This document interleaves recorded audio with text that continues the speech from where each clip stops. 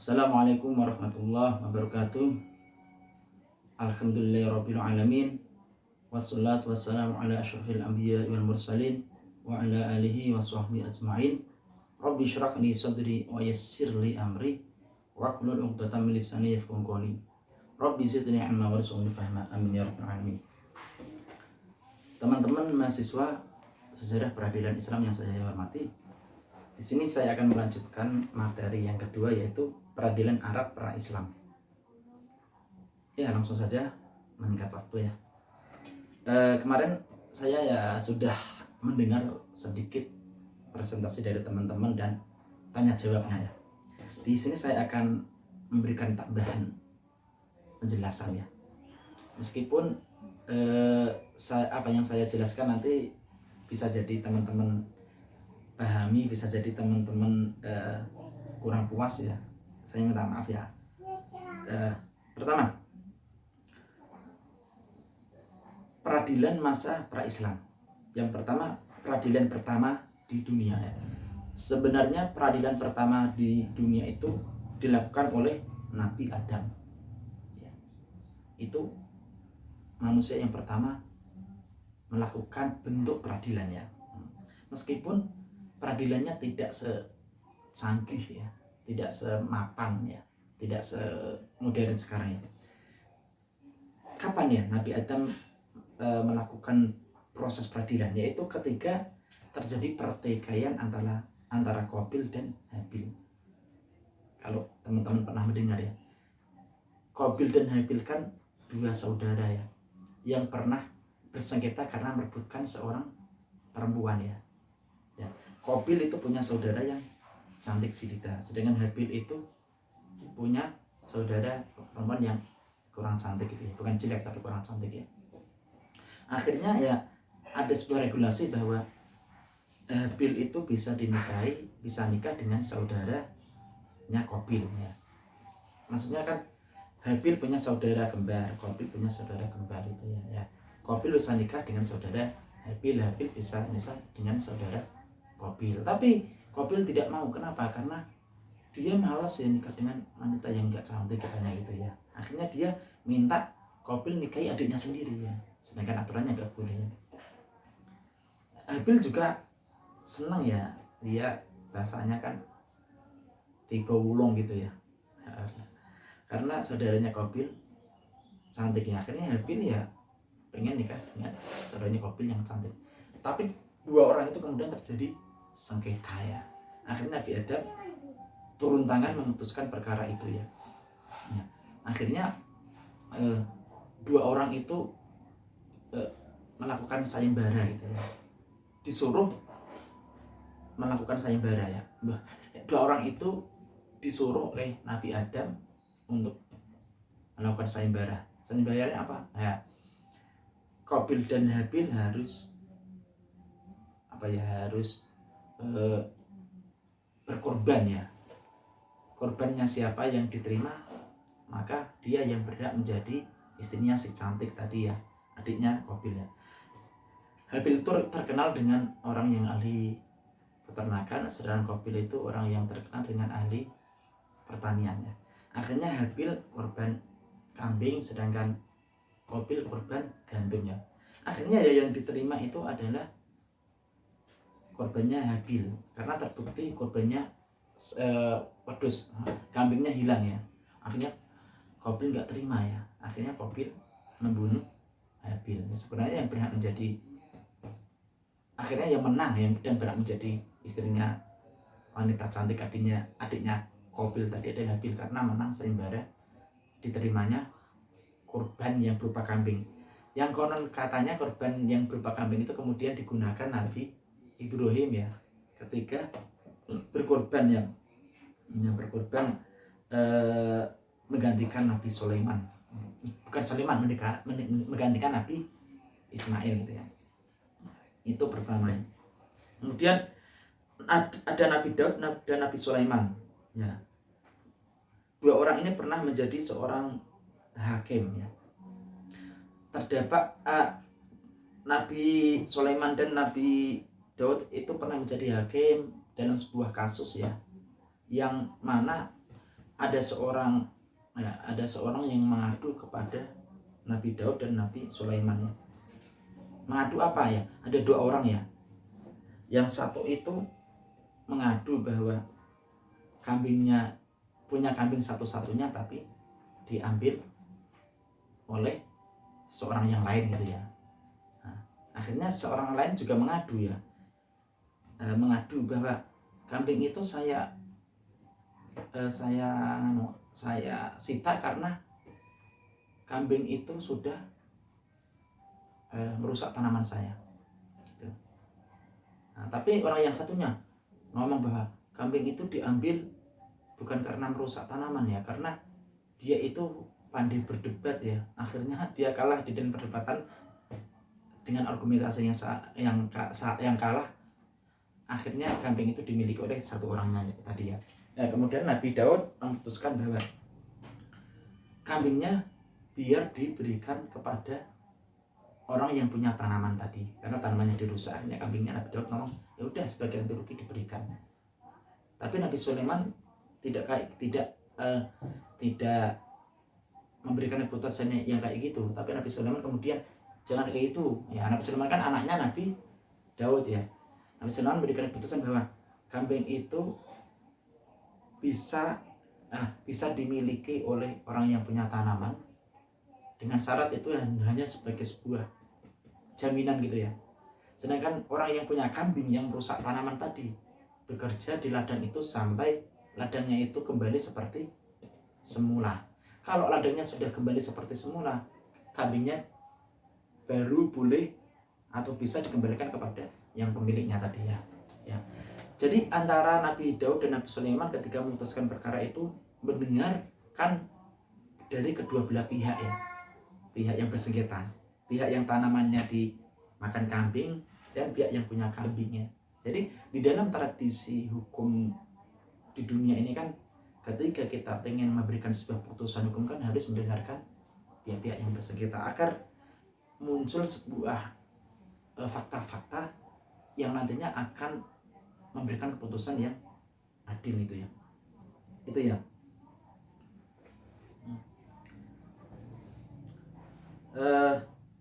Kemudian tadi kan A, peradilan pertama di dunia. Kemudian B, peradilan bangsa Romawi, Persia dan Mesir kuno ya.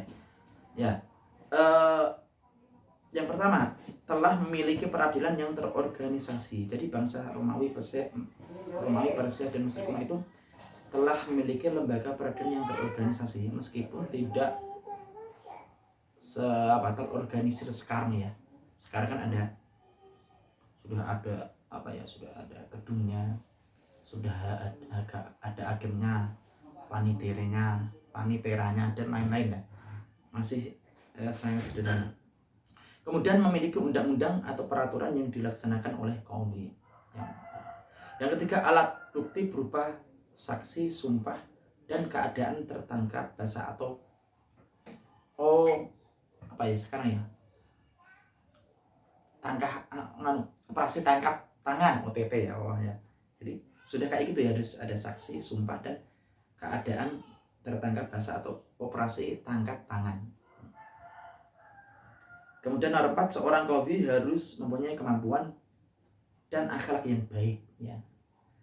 Makanya akhlak yang baik itu menjadi syarat utama orang bangsa Romawi, Persia dan Mesir kuno ya, karena banyak orang yang cerdas tapi nggak punya akhlak. Jadi pertama, kemampuan dan akhlak yang baik, cerdas, cerdik, luas ilmunya cukup ya tentang hukum-hukum yang akan dipergunakan itu. Ketenangan hati, kebersihan jiwa, keluhuran budinya ya. Dan seorang qadhi harus independen, dalam arti tidak ada intervensi terhadap dari pihak-pihak lain gitu ya. Ini syaratnya sudah keren ya. Ini yang keren itu harus akhlaknya yang baik, ketenangan hati, kebersihan jiwa. Karena kalau tanpa kebersihan jiwa, ketenangan hati, akhlak yang baik ya, banyak qadhi yang punya ilmu, cerdas, licik, tapi menggunakan kelicikan itu untuk melanggar hukum. Kemudian peradilan Arab pada masa jahiliyah gitu ya. Pertama, tatanan kehidupan bangsa Arab yaitu menganut kesukuan atau sifat fanatisme asobiah atau sikap fanatik yang tinggi atau kesukuan yang tinggi atau asobiahnya yang sangat tinggi. Karena memiliki menganut kesukuan yang sangat tinggi, maka tatanan sosial politiknya sangat tertutup ya. Karena sangat fanatik terhadap sukunya masing-masing ya. Asobnya tinggi ya. Tatanan sosial politiknya tertutup sehingga partisipasi warga yang terbatas sekali ya. Karena faktor keturunan lebih penting daripada kemampuan. Kalau dia punya keturunan yang mulia ya, meskipun tidak punya kemampuan yang cukup ya, dia akan diperhitungkan gitu ya. Mengenal hierarki sosial yang kuat dan kedudukan perempuan sangat direndahkan gitu ya. Kemudian yang kedua menganut hukum rimba. Siapa yang kuat dia yang menang. Akhirnya ya di dalam tradisi hukum Arab pra-Islam atau jahiliyah ya, siapa yang kuat dia menang ya. Nah, hukum rimba. Unsur keadilannya sangat tidak bisa didapat ya, diperoleh. Kemudian di bidang hukum, bangsa Arab Islam menjadikan adat sebagai hukum dengan berbagai bentuknya. Contoh dalam perkawinan ada istilah istibdho. Istibdho itu adalah sebuah perkawinan yang mana seorang wanita itu boleh berhubungan dengan laki-laki yang lain yang dianggap mulia. Tujuannya apa? Agar nanti akan mendapatkan keturunan yang mulia. Sehingga ketika seorang wanita itu berhubungan badan dengan laki-laki lain yang dianggap mulia, maka suaminya itu tidak boleh menjenguk ataupun berhubungan badan, sehingga bisa dipastikan bahwa wanita itu mengandung anak dari orang yang dianggap mulia tadi. Ini tradisinya orang jahiliyah. Kemudian ada maktu. Maktu itu seorang ibu itu bisa dinikahi oleh anak tirinya gitu ya. Jadi anak tiri itu mempunyai harta warisan yaitu ibu ya. Paham ya? Kemudian ada badal. Badal itu bisa tukar menukar suami istri gitu ya. Itu perkawinan gitu ya. Kemudian meskipun tradisinya orang-orang Arab Islam atau Arab masa jahiliyah itu sangat kelam ya, sangat buruk ya, sangat tidak berkemanusiaan ya, tapi masih ada orang-orang yang sebagian kecil masih memegang akidah ajaran Nabi Ibrahim, seperti Umar bin Nufail, Zuhair bin Abi Salma itu ya. Jadi gini ya, yang dimaksud jahiliyahnya orang Arab itu adalah bukan jahiliyah budaya, tapi jahiliyah secara teologis dan jahiliyah secara moral. Secara teologi ya bisa sudah dijelaskan ketika pemakalah kemarin ya. Banyak yang menyembah api, ada yang menyembah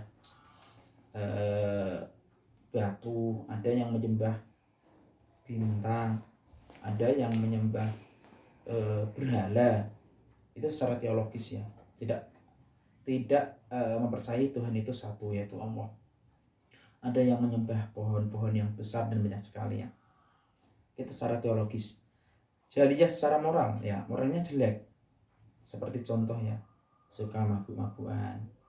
Seorang istri bisa mempunyai banyak suami. Seorang laki-laki bisa menikahi tanpa batas ya, menikahi 50 orang boleh ya, asalkan kuat biasanya gitu ya, kuat secara batinnya dan zahiriyah gitu ya. Seorang perempuan tidak mendapatkan harta warisan tapi menjadi harta warisan, bahkan dibunuh, tuh jahiliyah secara moralitas. Jadi yang dimaksud jahiliyah adalah jahiliyah secara teologis dan moralitas, bukan jahiliyah bahwa orang Arab itu bodoh. Masa jahiliyah terbagi menjadi 3 periode. Pertama, periode Sabak dan Himyar ya. Ini hanya terbatas pada bangsa Yaman dan Arab Selatan ya. Kalau tentang kerajaan Sabak dan Himyar ya dulu pernah saya jelasin ya, nggak usah saya panjang lebar lagi ya. Kerajaan Sabak dan Himyar. Tradisi yang masih dipelihara adalah pembacaan syair ya. Ini menjadi tradisi yang turun-temurun sampai sekarang. Pembacaan syair itu dilakukan oleh orang-orang Arab. Kemudian ada periode pra-Islam ya. Terdapat syair yang menggambarkan sejarah, nasab, ucapan selamat atas kepahlawanan, sanjungan kebaikan atas suku Arab ya. Jadi orang Arab itu semakin baik itu semakin disanjung. Orang Arab itu dermawan bukan karena ingin mendapatkan pahala, tapi ingin mendapatkan sanjungan dan kedudukan sosial di dalam masyarakat. Bangsa Arab itu kan ya sangat terkenal hafalannya ya. Sehingga ketika bangsa Arab menjelaskan nasab itu biasanya nyampe urut, nyampe atas ya. Kalau kita paling nyampe 3 periode sudah lupa. Kemudian bangsa Arab belum mempunyai bentuk maupun sistem peradilan yang mapan. Juga tidak mempunyai badan legislatif. Bangsa Arab tidak mempunyai rasa kesatuan sosiologis maupun kesatuan politik secara nyata. Kenapa? Karena sifat asobiahnya atau fanatik kesukaannya sangat tinggi. Makanya kesatuan sosiologis dan kesatuan politik tidak punya secara nyata. Beda dengan Indonesia ya. Indonesia itu kan ada ideologinya, yaitu NKRI harga mati ya, Pancasila jaya. Itu menyatukan seluruh perbedaan-perbedaan di dalam masyarakat ya. Indonesia yang terdiri dari berbagai bahasa, berbagai suku, berbagai budaya membentuk sebuah negara yang secara sosiologis dan politik itu menjadi satu, Negara Kesatuan Republik Indonesia. Jadi peradilan nggak mapan ya. Kalau peradilan yang mapan tadi kan ya ada hakim, ada lembaga peradilannya, ada kantornya, ada sumber hukumnya, ada pihak-pihak yang tergugatnya, ada hukum yang harus dijatuhi, pokoknya harus lengkap kayak gitu tadi ya. Sudah saya jelaskan ya di materi studi ruang lingkup peradilan Islam. Kemudian bangsa Arab sudah mempunyai qadhi yang berpegang pada tradisi dan adat istiadat yang berlaku di masing-masing suku. Jadi bangsa Arab itu hukumnya antara suku satu dengan suku yang lain itu berbeda, tergantung tradisi. Kalau tradisinya jelek ya hukum yang muncul ya akan jelek gitu ya. Mungkin poliandri sudah biasa, maktu sudah biasa tidak dijatuhi hukuman, atau badal sudah biasa. Kemudian adat istiadat yang diambil dari kepercayaan bangsa Romawi, Persia, Yahudi, dan Nasrani.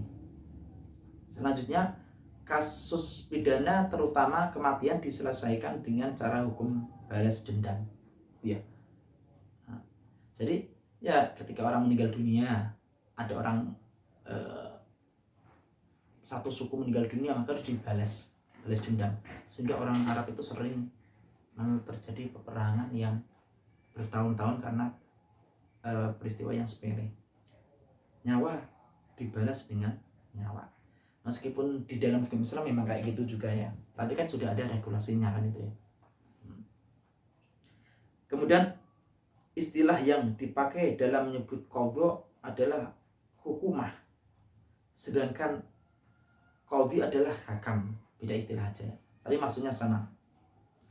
Dan setiap kabilah itu mempunyai hakam dan hukumah sendiri-sendiri. Jadi setiap kabilah itu punya peradilan dan qadhi sendiri-sendiri. Kemudian dalam menyelenggarakan peradilan, proses sidangnya dilakukan di mana saja. Jadi tidak punya lembaga peradilan atau kantor hukum ya, ataupun gedung gitu aja ya. Sehingga kadang peradilan itu ya, proses sidang di dalam peradilan itu dilakukan di bawah pohon atau di perkemahan. Pernah juga di pasar ya. Kalau ada sebuah sengketa ya diadili di situ gitu ya. Kalau terjadi di pohon ya di pohon, kalau di perkemahan ya di perkemahan. Ketika di pasar ya di pasar. Kadang di depan rumah orang ya, seperti yang dilakukan oleh Amir bin Dzurib ya. Kemudian bangsa Arab membangun rumah dan bangunan yang digunakan sebagai tempat pengadilan ya. Karena tidak punya gedung peradilan ya, yang tadinya dilakukan di perkemahan, di pasar, depan rumah orang, akhirnya bangsa Arab membuat sebuah peradilan yang masyhur yang dinamakan adalah Darun Nadwah ya, yang berada di Mekah. Nah, bangunan ini dibangun oleh Qusay bin Ka'ab yang pintunya mengarah ke Ka'bah. Ini gedung peradilan pertama di Arab itu ya, yaitu namanya Darun Nadwah. Kemudian ketika zaman kekhalifahan, gedung ini digunakan oleh para khalifah dan anggotanya di waktu musim haji sebagai tempat transit itu ya. Nah, selanjutnya macam-macam peradilan di masa jahiliyah. Pertama ada badan hukum atau lembaga hakim. Ini dipegang oleh Bani Saham. Ini peradilan khusus bangsa Quraisy itu ya. Nah, kemudian ada badan ihtikam atau paranormal. Jadi dulu ketika ada sengketa banyak yang datang kepada paranormal ataupun qur'ah, undian ya. Orang-orang Arab sering mendatangi paranormal, dukun dan tukang ramal untuk menyelesaikan masalah. Masa orang paranormal dijadikan pusat untuk menyelesaikan sengketa kan ya, kurang bagus itu ya. Akhirnya kalau paranormal ya hasil dari putusan tidak normal ya. Seperti contoh ya, dukun Robi'ah bin Zi'i ya, atau terkenal dengan Satil Kahin, pernah menjadi arbitrator dalam sengketa sumber air di wilayah Taif, yaitu antara Abdul Muthalib dengan Qais bin Ailan. Kemudian ada Dewan Maudholim. Dewan Maudholim ini diadopsi dari orang Persia. Dewan Maudholim itu terkenal dengan arbitrernya yang sangat bijak ya. Bahkan Nabi pernah menjadi arbitrer di Dewan Maudholim. Maudholim itu kan ya intinya ya intinya itu untuk sebuah lembaga yang bertujuan untuk memutuskan dan menyelesaikan permasalahan yang terjadi antara penguasa dengan rakyat gitu ya. Atau lebih kerennya hak asasi manusia juga bisa itu ya. Jadi penguasa yang zalim terhadap rakyat ini yang mengatasi adalah Dewan Maudholim. Maudholim kan ya teraniaya gitu ya, zalim ya. Jadi ya ini dikhususkan antara antara hubungan penguasa yang zalim terhadap rakyat itu ya. Tapi ada juga ya Dewan Maudholim itu di dalam hukum yang modern sekarang itu adalah kasus tindak pidana korupsi ya. Itu kan kebanyakan dilakukan oleh para pejabat itu, Dewan Maudholim. Tapi Dewan Maudholim ini kalau transitnya orang Indonesia biasanya Dewan Mazalim gitu ya. Tapi yang betul adalah Dewan Maudholim. Nabi pernah menjadi arbitrator ketika terjadi perselisihan siapa yang berhak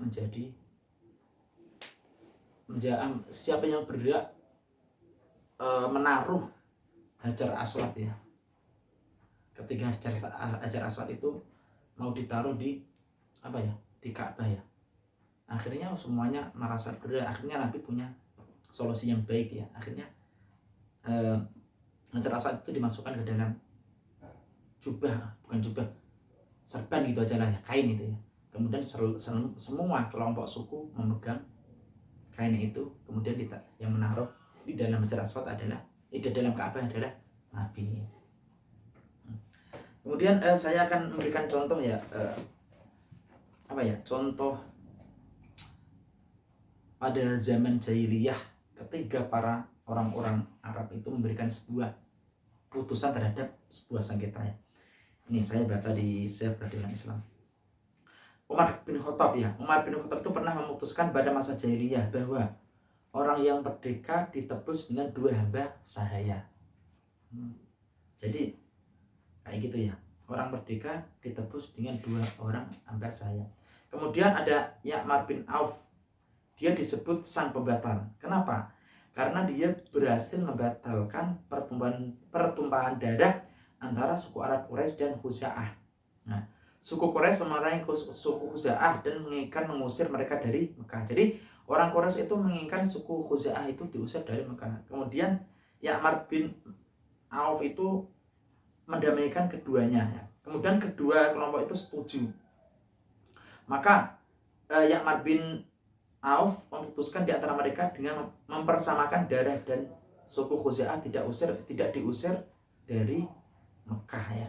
Akhirnya ya karena kecerdikan ya, kebijakan Ya'mar bin Auf, akhirnya pertumpahan darah antara suku Arab dan Quraisy dan Khuza'ah itu bisa dibatalkan. Kemudian ada Amir bin Jusam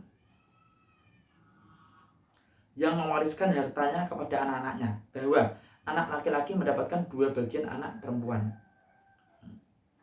Padahal bangsa Arab ketika itu sepakat untuk memberikan warisan hanya kepada anak laki-laki, bukan anak perempuan. Ya, jadi Amir bin Jusam itu membuat sebuah keputusan yang anti mainstream pada waktu itu ya. Dia memberikan harta warisan laki-laki 2 kali ya dari warisan perempuan, atau perempuan separuh dari harta laki-laki ya. Pada waktu itu perempuan tidak mendapatkan harta warisan. Yang kemudian ini diadopsi di dalam hukum Islam, atau kemudian dilestarikan ya, kemudian digunakan di dalam hukum Islamnya. Kemudian ada Dzurib bin Khautah At-Tayyi yang juga pernah memutuskan tentang masalah orang waria pada masa jahiliyah seperti yang ditetapkan oleh Amir bin Dzurib gitu ya. Itu contoh-contohnya ya. Karena kemarin ada yang meminta contoh bentuk-bentuk peradilan yang dilakukan oleh bangsa Arab pra-Islam. Tadi ya. Dewan Al-Zalim ini diadopsi dari Persia. Arbitrnya terkenal bijak. Nabi pernah menjadi arbitrator. Kemudian keberadaan dan keputusan arbitrator bersifat subjektif. Jadi tidak punya landasan hukum yang kuat itu ya. Tidak punya landasan hukum yang mapan itu, karena subjektivitasnya sangat tinggi ya. Meskipun hakim itu memang subjektivitas di dalam menyelesaikan pemutusan perkara, tapi kan sudah ada dasar-dasar hukum dan sesuai dengan fakta persidangan gitu ya. Keputusan dari arbitrator ini tidak sepenuhnya mengikat ya. Jadi keputusan dari arbitrator itu tidak sepenuhnya mengikat, karena tidak punya peraturan untuk mengeksekusi keputusan mereka. Tidak mengikat ya, sama aja kalau hukum tidak mengikat ya. Kenapa tidak mengikat? Karena tidak punya alat perlengkapan dan peraturan untuk mengeksekusi keputusan itu ya. Kemudian orang yang bersengketa tidak harus menghadap arbitrator ya. Jadi orang yang bersengketa nggak datang nggak apa-apa, cuma nyuruh arbitratornya. Tapi ya lucu ya, kalau orang bersengketa ya orang-orang pihak yang bersengketa harus datang kepada arbitrator. Tapi kalau di dalam tradisinya hukum orang-orang Arab pra-Islam ini ya tidak usah datang nggak apa-apa. Sehingga ketika ada perselisihan tidak harus nunduk menerima keputusan mereka. Lucu ya, sudah nyuruh arbitrator, sudah diputuskan, nggak datang nggak apa-apa, dan tidak harus tunduk kepada keputusan yang dibuat oleh arbitrator. Jadinya kan lucu ya, ngapain buat keputusan kalau tidak mau dilaksanakan oleh pihak-pihak yang bersengketa. Kemudian yang terakhir, kaum Quraisy kemudian membentuk sebuah mekanisme penyelesaian di rumah Abdullah bin Jadan yang dinamakan Khilful Fudul ya. Kemarin ada yang mengatakan Khilful Fudul ya. Jadi gini, Khilful Fudul itu adalah kan sebuah persekutuan para pemuka di Mekah ya. Termasuk Nabi Muhammad pada waktu masih muda masuk dalam anggota Khilful Fudul ya. Ini terjadi pada abad ke-7 sebelum masa kenabian. Persekutuan ini pada dasarnya adalah untuk menjaga ketertiban dan keadilan di dalam perniagaan atau perdagangan. Ya. Jadi Khilful Fudul itu bisa dikatakan persekutuan para pemuka Nah, gitu ya. Ya. Jadi latar belakang dibuatnya Khilful Fudul ini adalah suku Quraisy terlibat konflik yang berkepanjangan ya. Sehingga banyak para pemuka Quraisy yang telah melakukan perjalanan ke luar wilayah Arab seperti Suriah, Ethiopia, dan di sana mereka melihat iklim yang relatif aman dan tenang dibandingkan Jazirah Arab, sehingga banyak orang yang tidak melakukan perjalanan ya ke Mekah ya, karena ya banyak pada waktu itu orang-orang Arab itu ya yang sering terjadi persengketaan pertumpahan darah yang berkepanjangannya, akhirnya membuat sebuah lembaga namanya Khilful Fudul. Ya. Jadi gini, Khilful Fudul itu ya latar belakang pertama terjadinya sebuah lembaga Khilful Fudul atau persekutuan pemuka Mekah ya. Latar belakang yang kedua itu kan dulu dikisahkan ada orang dari Yaman, dari wilayah Zabid, melakukan transaksi jual beli dengan pedagang dari kelang Saham. Namun orang Saham itu tidak membayar atau menolak harga yang disepakati. Kenapa dia menolak? Karena dia berpikir si pedagang itu tidak mendapatkan perlindungan dari orang-orang Arab. Ya udahlah, saya tolak, tidak usah bayar nggak apa-apa karena tidak mendapatkan perlindungan dari bangsa-bangsa suku-suku Arab di Mekah, sehingga tidak akan membelanya. Kemudian pedagang dari Yaman itu pintar, akhirnya dia kemudian meminta keadilan kepada para pemuka Quraisy yang kemudian disebut dengan sebutan Khilful Fudul itu ya. Jadi tujuan dari Khilful Fudul itu adalah ya, yang pertama menghormati prinsip-prinsip keadilan. Yang kedua, secara kolektif ikut serta dalam menegakkan keadilan dalam berbagai konflik yang terjadi. Meskipun pada awalnya itu adalah kasus perniagaan atau perdagangan, tapi kemudian melebar semua kasus atau konflik yang terjadi di Mekah ya.